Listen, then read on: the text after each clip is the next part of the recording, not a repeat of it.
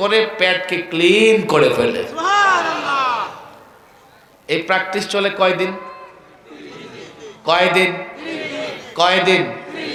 30 দিন। এইভাবে সাফ করতে করতে ডাইজেস্ট পাওয়ার, হজম শক্তি মজবুত হয়, এই ব্যক্তির আর গ্যাসের প্রবলেম থাকে না। মনে রাখবেন তো ইনশাআল্লাহ। রোজায় ফায়দা আছে না নাই? রমজানের 1 মাসের একটা দিন আছে লাইলাতুল কদর, আছে না নাই? লাইলাতুল কদরে যদি কেউ আমল করে, ইবাদত করে, কত হাজার মাস? বলেন কয় হাজার মাস? 83 বৎসর প্লাস। 83 বৎসর, এক রাতের ইবাদত 83 বৎসরের ইবাদতের সওয়াব হয়ে যাবে। মানুষ তো 83 বৎসর বাঁচেই না, কথা ঠিক না বেঠিক? এক রাতের ইবাদত এমন, পুরো রমাদানের ইবাদত কেমন? আমি বলি ভাই, তোমাদের ডিউটি আছে, তোমাদের হাতে পায়ে ধরে বলে যাই, তোমরা কষ্ট করো, রমাদানের জন্য শিডিউল তৈরি করো, টাইমিং তৈরি করো, আল্লাহর কাছে চাও। আল্লাহর কাছে চাওয়ার জন্যে আমরা টুটা ফাটা কিছু ইবাদত উপস্থাপনা করি। এই জন্যই দেখো ফরজ নামাজের পরে দোয়া কবুল হয়। আল্লাহ আপনার একটা অর্ডার মানছি, এবার আমার প্রয়োজন পুরা করে দেন। ফরজ রোজা রমাদানে ইফতারের আগ মুহূর্তে দোয়া কবুল হয়, সাহারির আগ মুহূর্তে দোয়া কবুল হয়।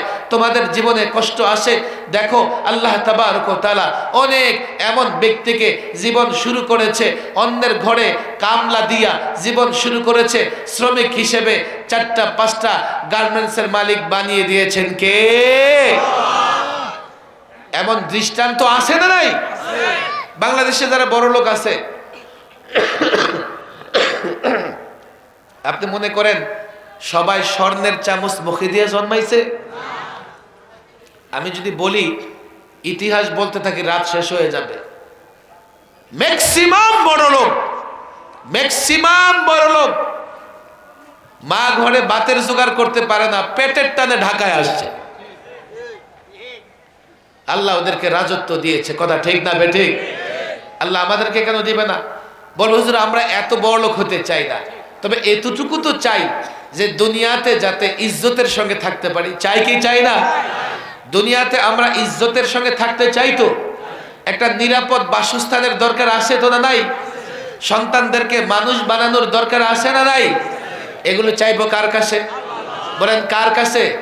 আর চাওয়ার সবচাইতে বড় সময় রমাদান। চাওয়ার সবচাইতে বড় সময় বিদায়। আমরা রমাদানে চাইবো রোজা রেখে। কি রেখে? বলেন কি রেখে? আল্লাহর একটা নির্দেশ মানবেন, এরপরে আল্লাহর কাছে চাইবেন। রমাদানের রোজা আমাদের জন্য ফরজ। কি বলেন? আমাদের জন্য কি? আমাদের জন্য কি? বলেন না, আমাদের জন্য কি? এরপরে রাতে তারাবি, সালাতুত তারাবি পর্ব তো ইনশাআল্লাহ এগুলো আমরা করি। আমি 3 নাম্বার একটা আপনাদের কথা বলে যাই। আমার শ্রমিক ভাইয়েরা, আমার মুসল্লি ভাইয়েরা, 3 নাম্বার কাজ একটা করবেন। রমাদানের এত মর্যাদা হচ্ছে কোরআনের জন্য। শাহরু রমাদানাল্লাযী উনজিলা ফীহিল কুরআন, শাহরু রমাদানাল্লাযী উনজিলা ফীহিল কুরআন। রমাদানের এত মর্যাদা কোরআনে কারিমের জন্য। এই জন্য রমাদানের পরিচয় দিতে গিয়ে আল্লাহ বলতেছেন এটা ওই মাস যেই মাসে আমি আমার কালাম কোরআন অবতীর্ণ করেছি। এই রমাদানে অন্তত 1 খতম কোরআন শরীফ পড়বেন তো ইনশাআল্লাহ। যারা 1 খতম আগে থেকে পড়েন 2 খতম পড়বেন। যারা আগে থেকে 2 খতম পড়েন, কয় খতম পড়বেন? একটা ওয়াদা করতে পারবেন? দৈনিক 1 পারা পড়লে, দৈনিক কয় পারা পড়লে? আরো জোর বলে কয় পারা পড়লে? বলে হুজুর এত সময় আছে, আমার 1 পারা পড়তে 2 ঘন্টা লাগে, আমি 2 ঘন্টা কেমনে সময় দিব? আমার দিকে তাকান রে ভাই, একসাথে দিয়েন না। আপনি সাহারিতে ওইটা 1 পৃষ্ঠা পড়বেন তো ইনশাআল্লাহ। এরপরে ফজরের আগে পরে আরো 2 পৃষ্ঠা পড়বেন। জোহরের আগে 1 পৃষ্ঠা পড়তে তো বেশি সময় লাগবে না, পড়ে রেখে দিবেন। জোহরের পরে 1 পৃষ্ঠা পড়বেন, আসরের আগে 1 পৃষ্ঠা, আসরের পরে 1 পৃষ্ঠা, ইফতারির সময়, ইফতারির পরে, তারপরে কোথায়? তারাবির আগে, তারাবির পরে। আল্লাহর কসম করে বলি, এইভাবে যদি কোরআনের সঙ্গে সম্পর্ক করে নিতে পারেন, দুনিয়াতেও কল্যাণ, আখিরাতেও কল্যাণ। কথা ঠিক না বেঠিক? দেখেন, শুধুমাত্র কোরআনকে মহব্বত করলেই মাফ করে দেবেন কে? এমন ঘটনা আসে না নাই? তাহলে কোরআন তেলাওয়াত করলে, কোরআন মুখস্থ করলে, কোরআন অনুযায়ী আমল করলে কি হবে? আমি লাস্ট একটা ঘটনা আপনাদের শোনায় দেই, এটা আমার মনে চলে আসছে। হাকিমুল উম্মাহ আশরাফ আলী থানভী রাহিমাহুল্লাহ, ওনার এক খলিফা সরকারি চাকরিতে যোগ দিতে যাবে, রওনা হয়েছে। রাস্তায় গিয়া দেখে কিছু মানুষ একটা লাশ নিয়ে বসে রয়েছে। কিরে লাশ নিয়ে বসে আসো কেন? হুজুর, আমাদের কেউ জানাজার নামাজ পড়তে পারে না, আপনার পায়ে বড় খুশি হয়েছি, আপনি একটু নামাজটা পড়াই দেন, লাশটা আমরা দাফন করি। উনি বলে ঠিক আছে, তাড়াতাড়ি দাঁড়াও, তাড়াতাড়ি দাঁড়াও। এবার জানাজা নামাজ পড়াই দিছে। পড়ানোর পরে ওরা ঘাও করে ধরছে, হুজুর আর একটু কষ্ট করেন, আমরা তো লাশ দাফন করতে পারি না, লাশটা একটু দাফন করে দেন। উনি বলে ঠিক আছে ঠিক আছে, কবর খনন করো। তাড়াতাড়ি কবর খনন করা হয়েছে। এবার লাশটাকে দাফন করে উনি চলে গেছে। অফিসে গিয়া পকেটে হাত দিয়ে দেখে কি জানেন, জয়েন লেটারটা নাই, চাকরিতে যোগ দিবে চিঠি নাই। ওনার মনে হয়েছে চিঠি তো পড়ে গেছে কবরে, দৌড়ে গেছে। আবার গিয়া বলতেছে, ভাই তোমরা কই, তোমরা কই, এদিকে আসো, আমার পকেটের একটা গুরুত্বপূর্ণ কাগজ পড়ে গেছে, একটু কবরটা খনন করো না। তারা বলল, আপনি আমাদের এত উপকার করছেন, আচ্ছা ঠিক আছে আমরা কবরটা খনন করতেছি। আল্লাহু আকবার।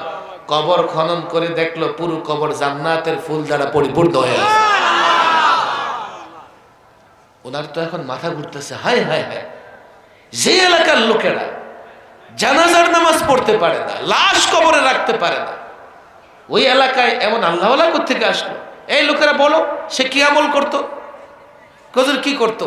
আমরা কৃষিকাজ করতাম, সে তাই করতো। গরু লালন পালন করতাম, সেই তাই করতো। সকাল বিকাল দুধ নিয়ে বাজারে বিক্রি করতাম, সেই তাই করতো। বলে না, তোমরা জানো না, তার বিশেষ কোন আমল আছে, যে আমলের কারণে আল্লাহ তার কবরটাকে জান্নাতের বাগান বানায় দিছে। আমাকে তার ঘরে নিয়ে চলো। ঘরে গেছে, স্ত্রীকে জিজ্ঞেস করছে, তোমার স্বামীর বিশেষ আমল কি ছিল? স্ত্রীও বলে, না তেমন কিছু ছিল না, এই কৃষিকাজ করতো, দুধ দহন করতো, বাজারে বিক্রি করতো, আর কি।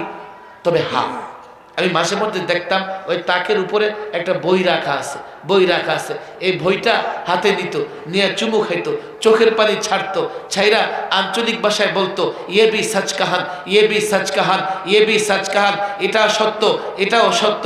এরপরে চুমু খায় রেখে দিত। বুজুর্গ লাভ দিয়া ওই বইটা নামায় দেখে এটা আল্লাহর কালাম কোরআন। শুধু কোরআনকে মহব্বত করার কারণে আল্লাহ তাকে মাফ করে দিয়ে কবরটারে জান্নাতের বাগান বানাই দিছে। কবর প্রথম ঘাঁটি, কবরে যে নাজাত পেয়ে যায়, আশা করা যায় বাকি ঘাঁটিগুলোতে সে নাজাত পেয়ে যাবে। আর কবরে আল্লাহ ছোট ছোট আমলের কারণে কি দিয়ে দেয়? নাজাত দিয়ে দেয়। আমি বলছিলাম এই কোরআন পড়ব তো ইনশাআল্লাহ।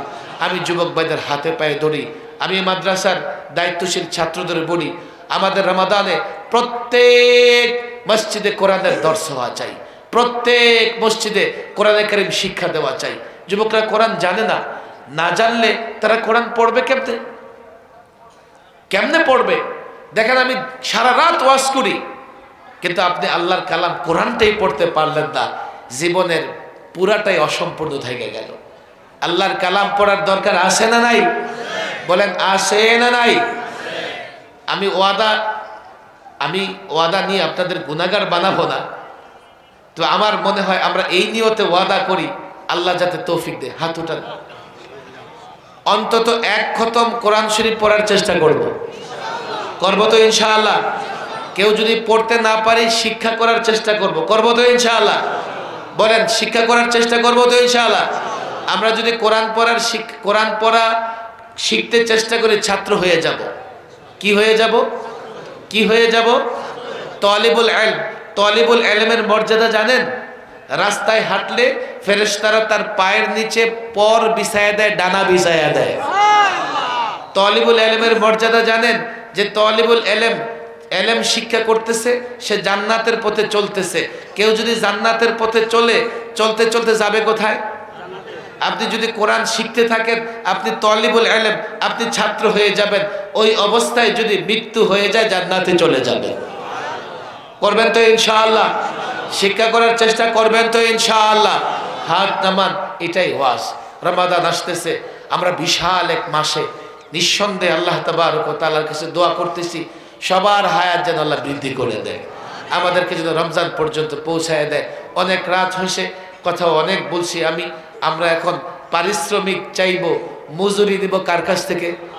বলেন কার কাছ থেকে? বসেন, কেউ উঠবেন না। মনটাকে নরম করে কিছুক্ষণ আল্লাহর কাছে কান্নাকাটি করব। করবো তো ইনশাআল্লাহ? মনটাকে নরম করে কিছুক্ষণ কার কাছে কানবো? এই যুবক শোনো, কার কাছে কানবা? যদি কান্না না আসে কান্নার ভান করবেন, কান্না না আসলে টেলিভিশন মার্কা দোয়া করলে হবে? আল্লাহ তো আমাদের অন্তর দেখে, কথা ঠিক না ঠিক? অন্তরটারে যদি কান্না না করাইতে পারেন, আল্লাহর কাছে দোয়া কেমনে কবুল হবে? সকলে যেই যেখানে আছেন বসে যান, যেই যেখানে ডাইনে যারা আছেন বসে যান, বায়ে যারা আছেন